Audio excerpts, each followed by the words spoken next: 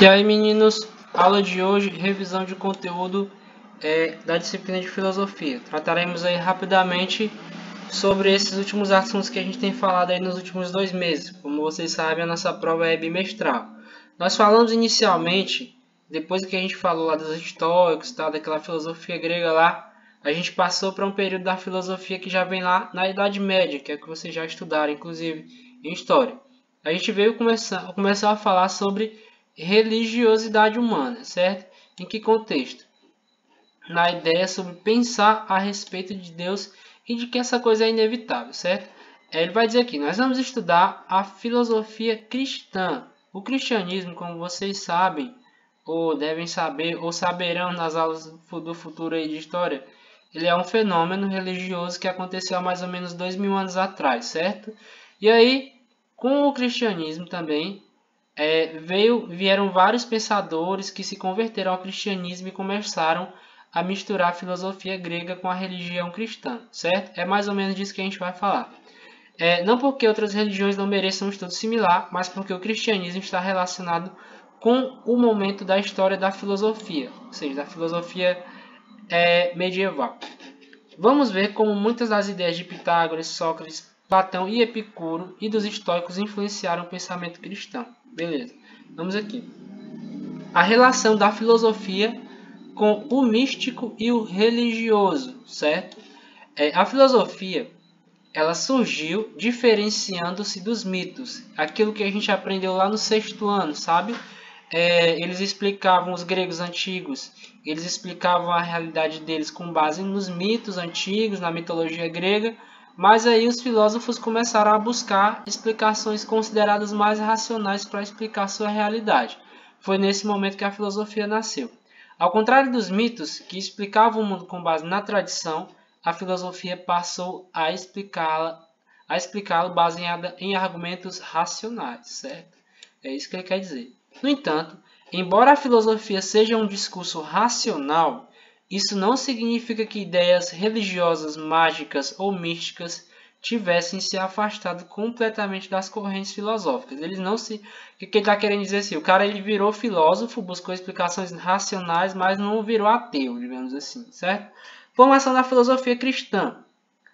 Aí vocês vão aqui ver o contexto em que a filosofia cristã nasceu. À medida em que o Império Romano, a partir do século III, mergulhava em uma crise profunda, as escolas filosóficas elas ampliaram o conteúdo místico e religioso, certo?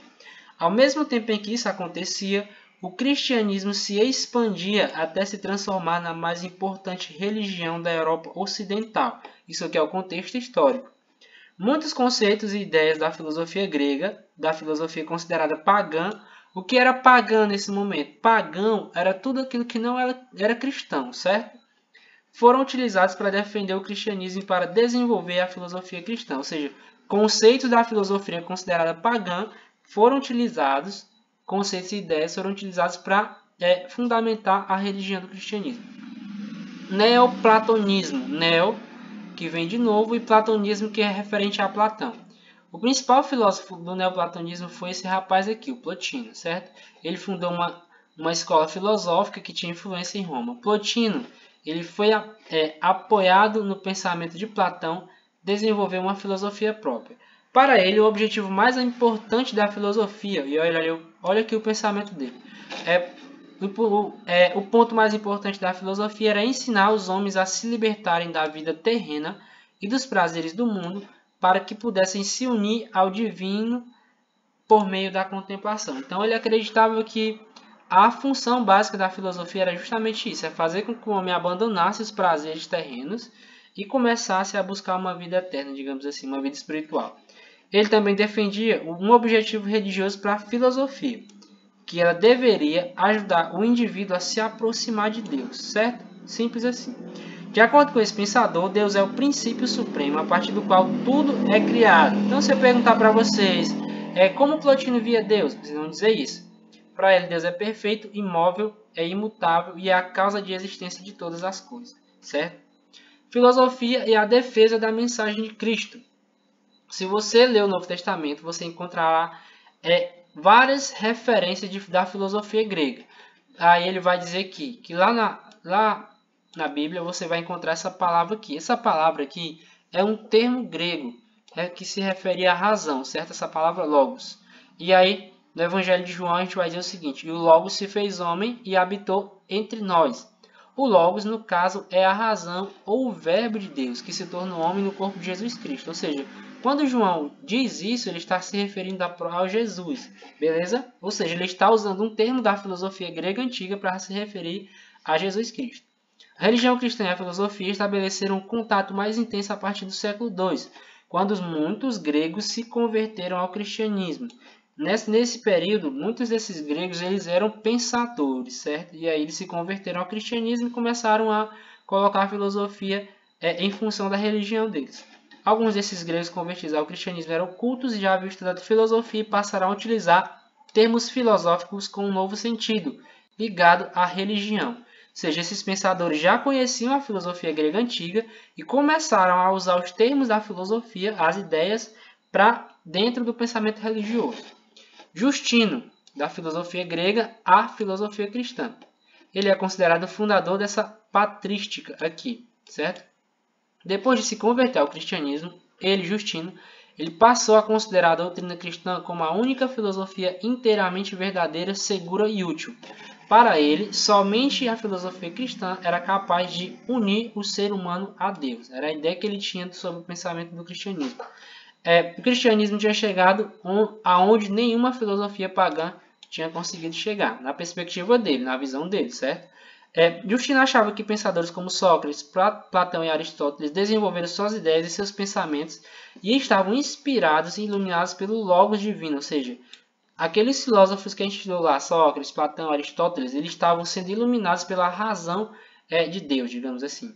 Com a vida do Salvador, ou seja, de Jesus Cristo, lembrando, esse Logos, ou essa razão, ela se tornou homem, como já foi visto ali no slide anterior, como afirmou João no Evangelho, revelando toda a verdade que os filósofos procuravam.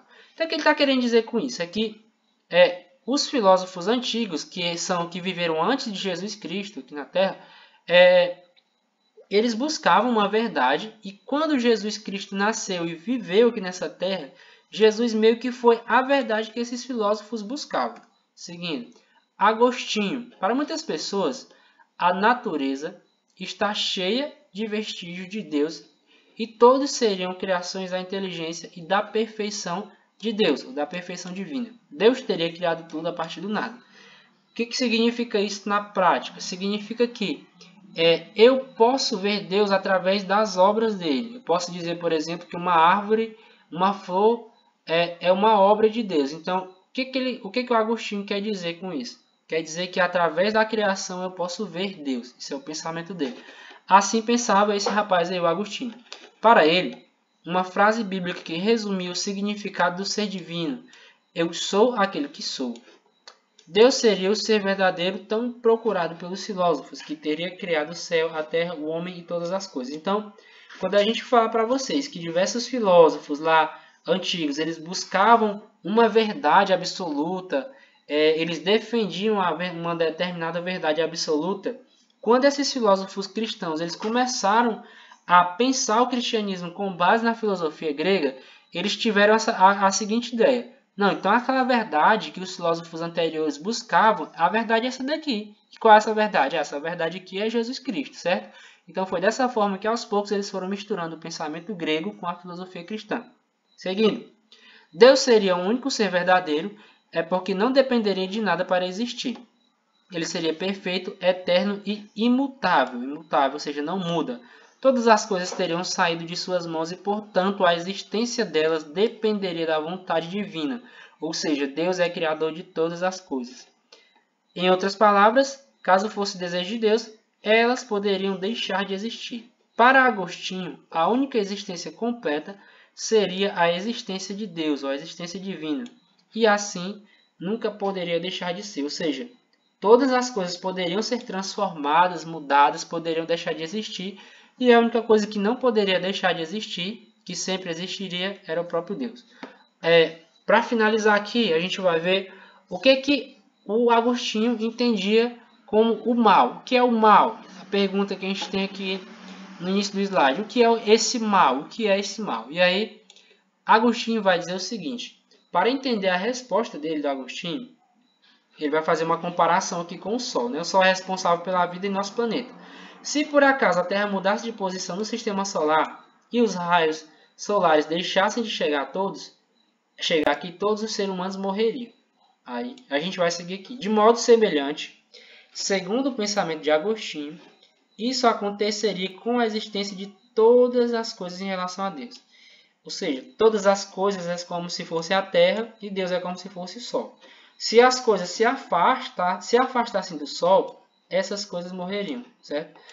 Ele que é o ser e o bem, seria a causa de todas as existências, de toda a bondade. Beleza, entendido até aí. Assim, quanto mais afastar de Deus, menos existência e bondade as coisas teriam, certo? Então, quanto mais uma coisa se afasta do Sol, menos possibilidade de vida ela tem. Qual é o que ele entendia como mal? Quanto mais uma coisa está afastada de Deus, menos bondade ela vai ter. Ou seja, para ele, o mal é apenas a ausência do bem, certo? Da mesma forma que a escuridão é apenas a falta de luz. É assim que ele entende o mal. O mal seria, então, a ausência do bem e o afastamento de Deus. Então, se eu perguntar na avaliação para vocês, o que o filósofo Agostinho entendia como o mal? O que era o mal para ele? Aí vocês vão explicar com base nessa mesma explicação que eu estou dando aqui. Deus não teria uma existência própria. Aliás, o mal, na perspectiva dele, não teria uma existência própria, assim como a escuridão não tem, pois seria a ausência completa do ser verdadeiro. Ou seja, da mesma forma, a escuridão só existe por falta de luz. Da mesma forma, o mal só existe por falta de Deus, na perspectiva de Agostinho. Beleza? E para finalizar, seguindo esse pensamento, para ele, Agostinho, o ser humano praticaria o mal quando ignorasse os mandamentos de Deus, quando se afastasse do ser divino. Ou seja, o mal só é praticado pelo ser humano quando ele se afasta de Deus, certo? Então, esse é o nosso conteúdo aí para a nossa avaliação de filosofia, nossa avaliação bimestral. E então é isso, daqui a pouco tem uma aulinha de história para vocês, não sei qual é a ordem que vocês estão assistindo, então até daqui a pouco.